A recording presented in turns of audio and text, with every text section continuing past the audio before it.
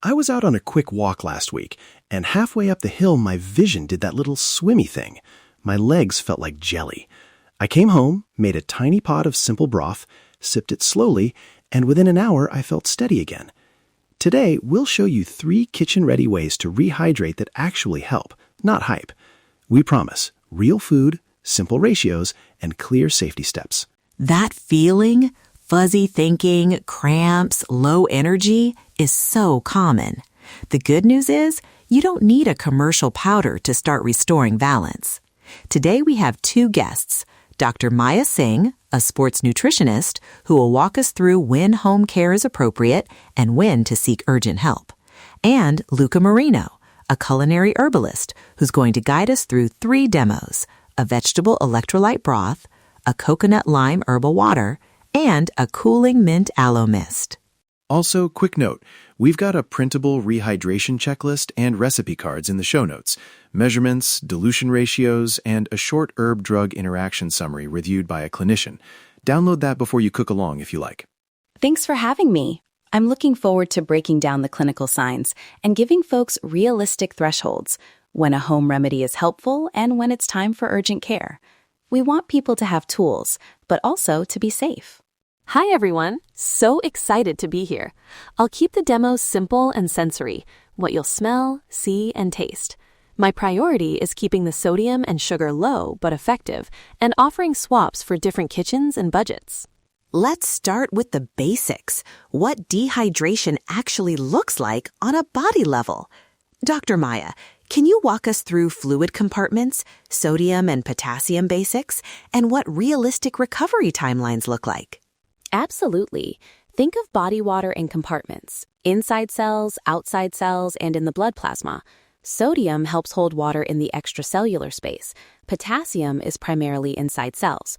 When you lose fluid, sweat, vomiting, diarrhea, you're losing both water and electrolytes, and that affects nerve and muscle function. Clinically, mild dehydration often shows as thirst, darker urine, lightheadedness when standing, and muscle cramps. If someone is mildly dehydrated, oral rehydration with balanced fluids usually helps within a few hours. But if you're confused, fainting, unable to keep fluids down, or producing very little urine over many hours, that's a red flag and requires immediate evaluation. So those are the big stop and get help moments. I want to be very clear for listeners. Confusion, fainting, persistent vomiting, don't try to fix that at home. Go to the ER or call your clinician. Exactly. And a couple more practical points. Urine color is a quick daily cue. Pale straw is good, dark amber suggests you're underhydrated.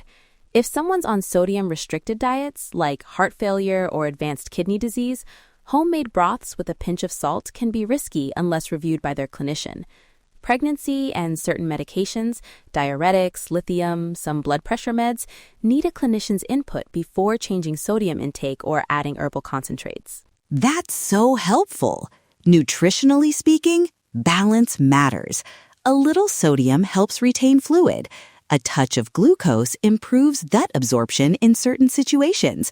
And potassium supports muscle and nerve function. But we don't need high-sugar sports drinks for most mild cases. Low-dose, food-based approaches often do the trick. Okay, listeners, quick bridge before we cook. If you want to follow along, grab a small pot, measuring spoons, a strainer or fine sieve, a mug, and a bottle for herbal water. We'll keep everything single serve so you can make just what you need. Nice and simple. Also, have a tiny pinch of fine salt on hand, in something sweet like a teaspoon of honey or a splash of diluted coconut water. Both optional, depending on the recipe. Before we get to demos, Luca, can you talk briefly about when light herbal infusions actually help and when they don't? And I'll add a note about sugar for transport versus too sweet. Sure.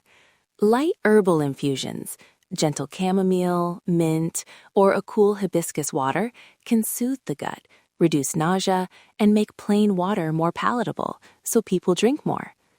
Culinary herbs often act subtly. They support appetite, digestion, and comfort, but they're not replacements for electrolytes in significant losses. Also, be cautious with strong, concentrated botanicals in pregnancy or when people are on medications. Keep doses low. A teaspoon to a tablespoon of dried herb or a small sprig of fresh herb per cup is plenty for a mild infusion. All right, let's make the first thing I reached for after my walk. Vegetable Electrolyte Broth. We'll read ingredients slowly so listeners can jot them down. Ingredients for 1 single-serve cup of Vegetable Electrolyte Broth. 1 cup water, 1 small carrot roughly chopped, half a stalk of celery chopped, a quarter small onion or 2 tablespoons diced, a small tomato wedge or 1 teaspoon miso for potassium, a pinch of fine sea salt, about 1/8 teaspoon. Optional, a tiny pinch of baking soda if you want more bicarbonate support, no more than 1/8 pinch. A sprig of parsley for flavor and extra potassium. Equipment: a small pot, a spoon, a strainer, and a mug. That's it. If you don't have fresh tomato, use a teaspoon of white or brown miso. The fermented touch adds depth and potassium without much sodium if you choose a low-salt miso. Step 1. Pour 1 cup of water into your small pot and set the heat to medium. While it warms, roughly chop your carrot, celery, and onion. If you're using miso, leave it out until the end. We'll whisk it in off the heat so we don't destroy beneficial microbes. Step 2. When the water is at a gentle simmer, add the chopped vegetables and the tomato wedge or a small piece of miso in a little bowl. You'll immediately catch a vegetal aroma, carrot sweetness, and that light onion scent. Lower the heat to a gentle simmer. Step 3. Let it simmer gently for about 8 minutes. Not a furious boil, just a soft rolling simmer so the flavors and minerals infuse into the water. If you're short on time, 5 minutes will still give you benefit, but 8 minutes extracts a bit more depth. Step 4. Remove from heat. If you're using miso, dissolve your teaspoon in 2 tablespoons of the hot liquid in a small bowl, then stir it back into the pot. Add your pinch of salt now. 1/8 teaspoon is plenty for a single cup. Taste. You should notice a gentle savory note, not saltiness. If it tastes flat, a squeeze of lemon or a splash of diluted coconut water brightens and adds a touch of potassium and flavor. Nutrient-wise, this broth gives you small amounts of sodium and potassium plus fluid. It helps restore extracellular volume gently. For most healthy adults with mild dehydration, sipping this slowly over 30 to 60 minutes while resting should improve symptoms. Again, if someone has significant comorbidities like heart failure, check with a clinician before adding sodium. Step 5. Strain into your mug and drink it warm in small sips. Notice the warmth in your hands and the aroma. This is nourishment and something practical you can do anywhere. If you're watching sodium for medical reasons, use a half pinch of salt or omit it and increase the vegetable volume. More carrot, more tomato, for flavor without extra sodium. Storage. Make a single serving fresh when you need it. If you do make a small batch, keep it in the fridge up to 48 hours and warm gently. Don't reboil miso-based broths aggressively. They'll lose nuance. Okay, Demo 2. Coconut Lime Herbal Water. This is tart, cooling, and great for when heat has zapped you. Ingredients for 1 bottle, about 12 ounces or 360 milliliters, 3/4 cup, 180 milliliters, coconut water, or diluted canned coconut milk if you need a substitute, 1/4 cup, 60 milliliters, filtered water to dilute if your coconut water is very sweet, peel of half a lime, thin strips, 1 thin slice fresh ginger, 1 sprig fresh mint, a very small pinch of fine salt, about 1/16 to 1/8 teaspoon. Equipment: a jar or bottle, and a spoon for stirring. Step 1. Combine the coconut water and the filtered water in your bottle. If using canned coconut milk, dilute it 1 to 3 with water to avoid too rich a drink. Remember, we want low sugar and low density here. Step 2. Add the lime peel, ginger slice, mint sprig, and that tiny pinch of salt. Close the bottle and let it infuse in the fridge for at least 15 minutes. If you need it right away, a quick swirl for 3 minutes will still give aromatics. A note on coconut water. It's naturally a source of potassium, but brands vary widely in sugar. Read the label. For pregnancy or if you're on a controlled sugar diet, dilute more. 1 part coconut water to 3 parts water is a safe starting point. If someone needs extra sodium, say after heavy sweating, you can increase the pinch of salt slightly, but discuss with a clinician if you have cardiovascular concerns. Step 3. Taste and adjust. It should be slightly tart from the lime, lightly aromatic from ginger and mint, and just mildly saline. If it's too sweet, add more water. If you want more citrus brightness without adding sugar, a splash of fresh lime juice does the trick. Now, a quick topical demo. Cooling Mint Aloe Mist. This is not an ingestible. It's for face and body after heat exposure. Ingredients for about 200 milliliters of mist. 1 cup, 240 milliliters, distilled or cooled boiled water, 2 tablespoons aloe vera juice or strained fresh aloe gel diluted to avoid stickiness, a small handful of fresh mint leaves, 1 teaspoon witch hazel for mild astringent cooling effect, optional, a tiny pinch of salt if you want trace minerals for skin, but keep it minimal. Equipment: a clean spray bottle, a strainer, and a funnel if you have one. Step 1. Bruise the mint leaves with the back of a spoon to release oils. Pour the water into a small pot, add the mint, and bring to just under a simmer for 2 minutes. You're only releasing aromatics, not creating a strong decoction. Turn off the heat and let it cool to lukewarm. Step 2. Strain the mint into a bowl. Mix in the aloe vera. Start with 1 tablespoon and add more if you want extra slip. Then pour into your spray bottle. Patch test.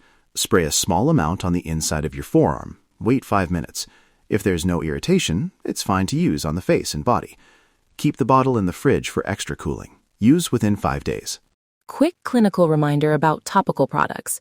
Avoid applying to broken skin, and if someone has known sensitivities to aloe or mint, do not use. If a person is experiencing heat stroke symptoms, confusion, very high body temperature, rapid pulse, that's an emergency. Topical mists are for comfort and cooling after mild heat exposure, not for severe heat illness. These demos are great, and I love how you kept the sodium low and purposeful. Let's offer a short rehydration trial listeners can run over 24 to 48 hours. Dr. Maya, walk us through a simple plan with metrics so people can test small changes safely. Here's a gentle 24 to 48 hour protocol for mild dehydration. Day 1, begin with small, frequent sips. Aim for 250 to 500 milliliters of hydrating fluids every 2 to 3 hours, prioritizing the vegetable broth or diluted coconut water we discussed. Track simple metrics: urine color, aim for pale straw, dizziness on a 0 to 10 scale, and a cramp count if relevant. If after 24 hours you're improving, urine lightens, dizziness reduces by at least half, cramps fewer, continue. If symptoms persist or worsen, or you develop new symptoms like confusion or very low urine output, seek care. For pregnant people, those on diuretics, or with heart or kidney issues, consult a clinician before increasing sodium or trying concentrated herbal infusions. I love that. Simple, measurable, and not frightening. One small step. Try a cup of the broth or a coconut lime water and note how you feel over the next hour. That's the trial. A few extra tips from the kitchen. If you're traveling and can't cook, keep a small jar of miso paste and a travel spoon. Dissolve half a teaspoon in warm water and add a pinch of salt for a quick low-sodium broth. For kids, halve the salt and offer in small sips. Always check with a pediatrician for very young children or persistent vomiting. Before we wrap, quick safety recap. Red flags are confusion, fainting, persistent vomiting, very low urine output, and severe weakness. People on certain medications, diuretics, lithium, some blood pressure meds, should talk to their clinician before changing sodium intake. We put a short herb-drug interaction summary and pregnancy notes in the downloadable checklist in the show notes. Reflection for a moment. Taking one small practical action, a warm cup of simple broth, a tart coconut lime sip, a cooling mint mist, can make you feel cared for and steady. Let your body tell you what it needs. Listen to your body. Trust the earth. Feel the difference. And the timeline. For mild dehydration, expect to feel better within a few hours of consistent fluid and electrolyte intake. If recovery is slower or symptoms worsen, seek care. The evidence supports low-dose, food-first approaches for most mild cases. The key is balance and attention to red flags. Final tip. When in doubt, start with small sips and small amounts of sodium. Abrupt large doses can be harmful for some.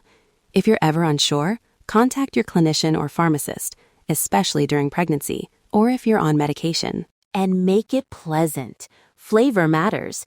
If a drink tastes good, you'll drink more of it. Keep herbs simple, keep salt measured, and make the ritual of sipping something you actually enjoy. We'd love to hear what you try.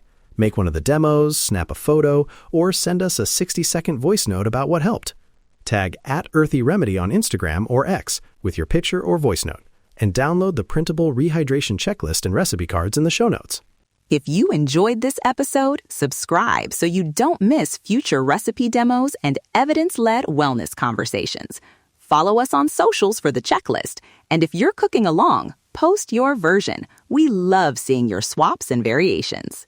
Thank you, Dr. Maya, and thank you, Luca. This felt practical and reassuring. To listeners, start small, notice how you feel, and reach out if something doesn't feel right.